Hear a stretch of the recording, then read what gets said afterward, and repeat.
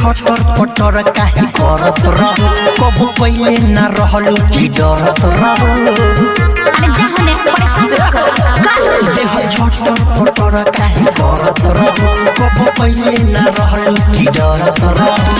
मोर सफाली हाला जनेला देह झका झोरे कहां से हुनर लैला हो सिलवा तोरे के अच्छा कहां से हुनर लैला हो सिलवा तोरे के सब प्रकृति के देन ह